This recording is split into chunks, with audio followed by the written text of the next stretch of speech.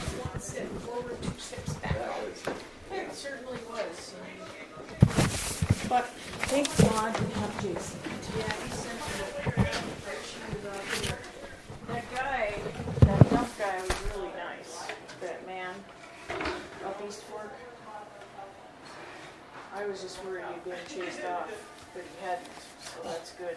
I did just get a couple of years. Oh. Seriously, they wrote a little note for me. Boy, no.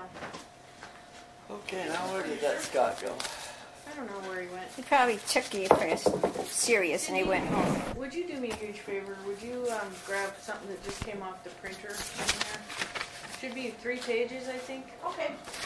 If Scott's in there, tell him to Get get in here. You get in here. But he ain't in there, I can see. I can hear him out there somewhere. He's hiding. Huh? He's hiding. No, I think he went home. I think about it. Said he was. He said he was kidding. He left his glasses here. Oh. Well, they're there all the time, just like that. Then they disappear.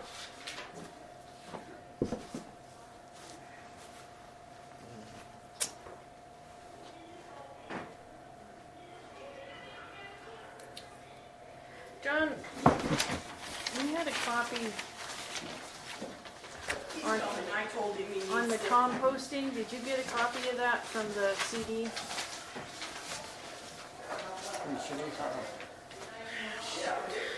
Thank you, ma'am. I don't have it right here, but I'm going to find it and send it to you, or ask Cindy to get it to you. There it is. It's right in front. No. Cindy, here's something. See, these things are coming up in my mind slowly. We need a copy of this for solid waste, and John probably needs a copy of it for his own self. Yeah. Are you back now? You never know where I'm going to be. Huh? No, you pop up all the right places. Sometimes wrong places. So you got public comment, huh? Yeah, I had One some comments. or There's a couple. oh no, Couple, come 2, on. 3. Oh, listen, it's exciting. Okay. Okay, so I did go to that training for the Board of Adjustments, and I had some questions, and they told me that's not their business, it was your guys' business. I'll ask you the questions. I don't expect an answer. This was that last week training upstairs. Yeah. On Monday afternoon. Oh, you I weren't didn't there. go. No, you weren't there. We're down here working on it. No. It's- Well, where's Mike? Mike is downstairs getting the bathroom took care of. Oh, I see. Okay, because this is, goes in the minutes, right? I'm going to write it up and I'll hand it to you too, but I don't expect answers for this. But on the Board of Adjustments, the newly created board, I noticed that it's comprised of only Georgetown Lake residents and landowners. And I noticed that when it went in the ad in the newspaper, it's a county board. Granite County Board of Adjustments. And when the ad went in, it didn't specify that you had to be or live up in Georgetown Lake area. So I thought it was kind of a coincidence that most of them were chosen. They were from that area. And it's supposed to be a county board. And the answer I kind of got somewhere along the line was that there's only zoning in Georgetown Lake, so that's the only reason for a Board of Adjustment for zoning. But then I understand that they're going to be in the budget. And so there'll be money allotted to them. Yes, that's true. There has to be money because they have to travel to their meetings, so they have to have. So they get paid for mileage. Right, just like we do that for the Everybody else. planning board. Yeah. And that money, just like everybody else, is pretty much Cliff's got it right. and that money comes out of the county It comes out. general fund, right? Well, planning. Planning. Parts of planning. And yet it doesn't. Excuse me, parts of planning come out of that, but not all parts. But it's like taxation without representation, because it's a county board, and yet only Georgetown County, only Georgetown Lake residents and landowners are on it. So they don't represent anybody else. So why should they? When there's a district, and I said you don't have to give me the answers now, but when there's a district, there's money involved for that district. If it's a special district or a zoning district just for a certain area, then the taxpayers that are there usually contribute to that special area. I don't think Georgetown Lake landowners or residents are contributing to an additional tax for this service. So why does the county, everybody in the county, have to foot the bill for this, when everybody in the county is not represented on this board and it has nothing to do with the rest of the county? So that's the questions that I have. And how can a Board of Adjustments, which is a county board, cover incorporated municipalities? How is it incorporated? It doesn't, okay? She asked all these questions upstairs and Susan Swimley answered them, so we will need to get them in writing and have a written response back from Right. council. Well, that's... Excuse me, I beg to differ. She did not answer it. She said to Jeff DeHood, who was the chair, that this basically has nothing to do with you. It should be brought up with the county commissioners. That's what Susan Swimley said. Okay? So that's why I'm doing Actually, it. what Susan Swimley said Actually, I was, have it on film. You can see it. was that this is, we can't do, we didn't go in, Elena's correct and said don't worry about it more or less to the chairman. That was said. You have to really take a detailed look at the planning budget though to see where this all comes in. We can't tax them as a special district. Remember, we wanted to try that. Yeah, don't worry. But that's one of the reasons that the fees for all the zoning permits, et cetera, go into this. So there's kind of a slippery slope here that you're being pushed down.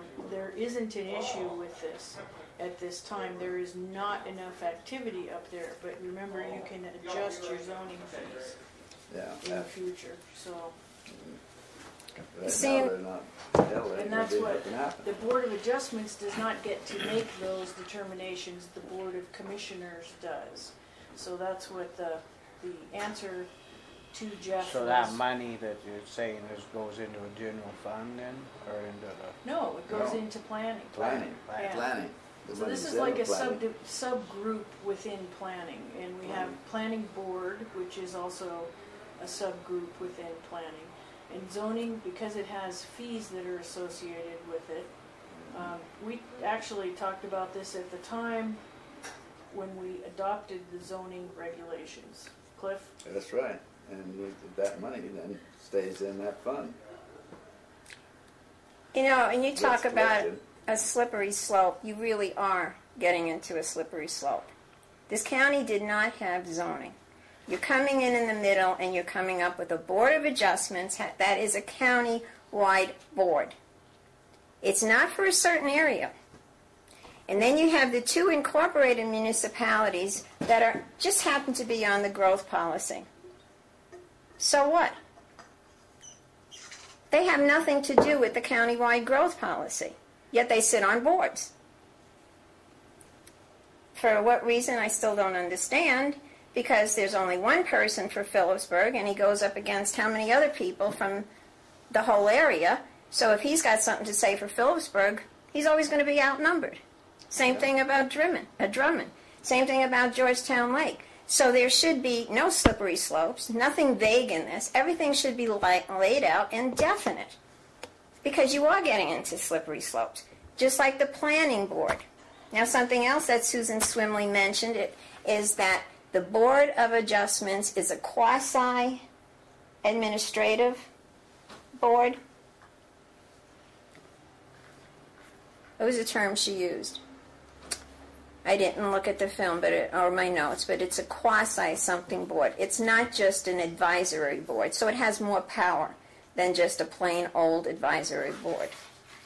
When you get into zoning, it's just like Max Bauer mentioned something about boards in other areas. There's usually a county commissioner on the board.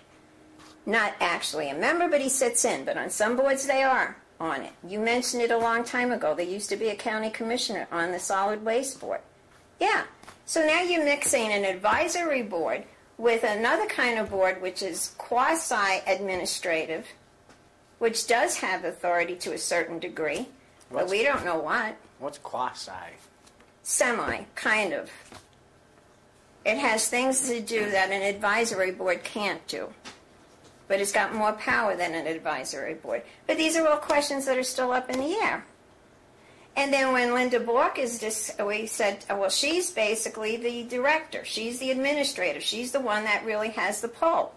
And then she goes to you. So you have the pull. But then who does the enforcement?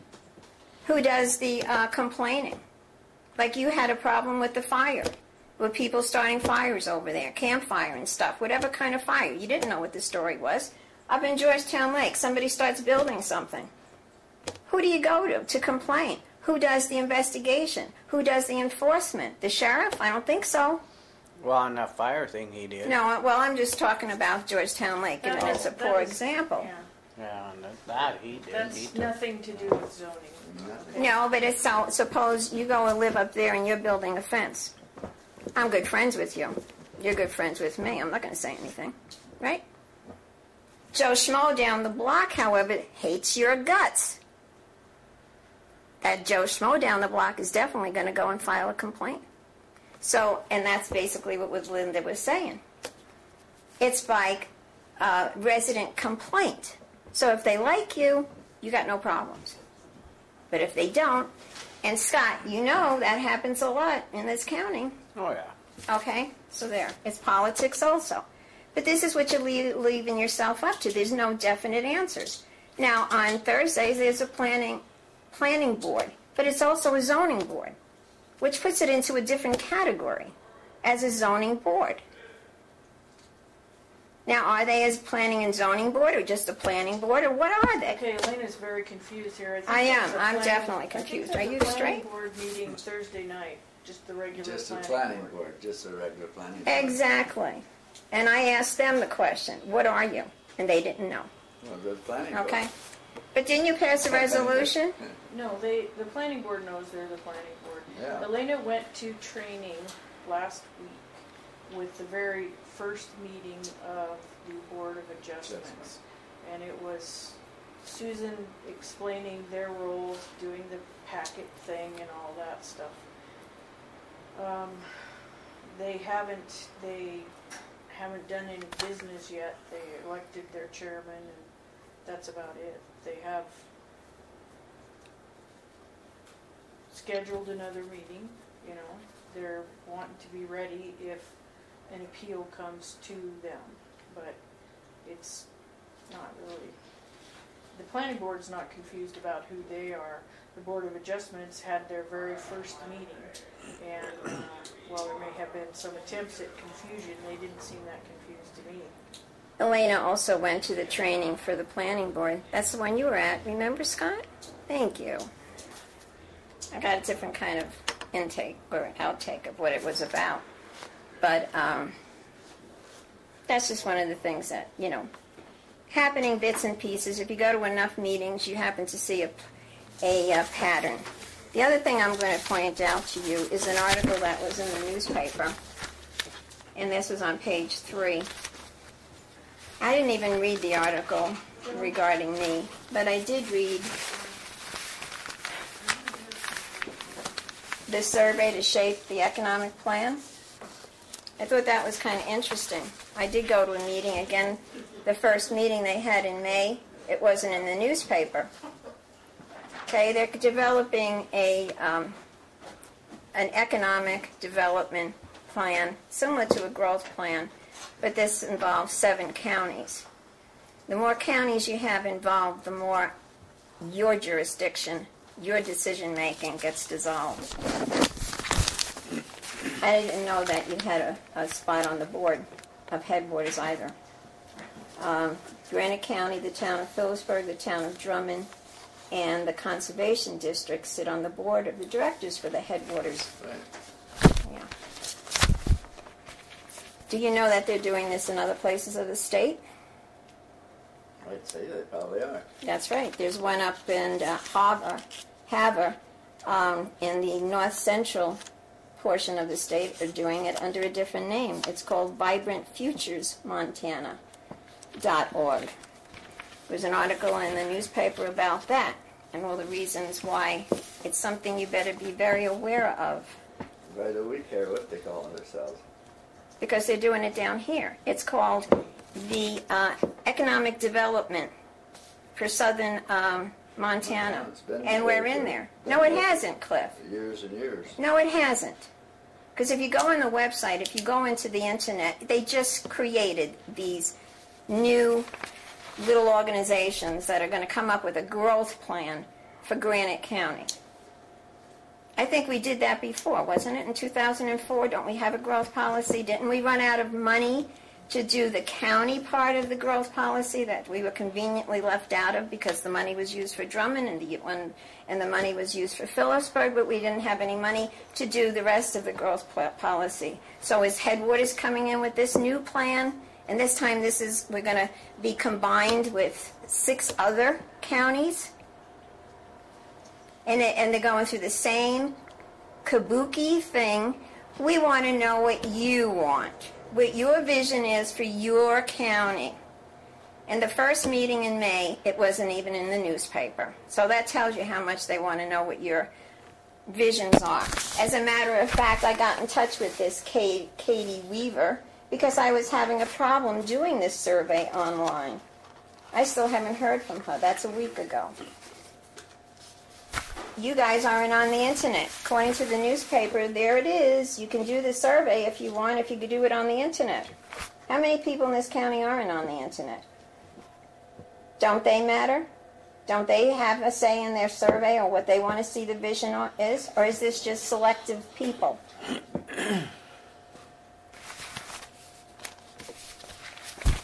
This other thing about the water. You know, like I said, you have to go to enough of these meetings to see there's a pattern, and it all has to do with each other. I went to a meeting, the irrigators were there, Maureen was there. There was also a representative from the town of Phillipsburg who said, how does this affect the municipalities? It doesn't. Well, it does. Maureen Westhead came away from that meeting saying she had concerns. She can tell you what they are.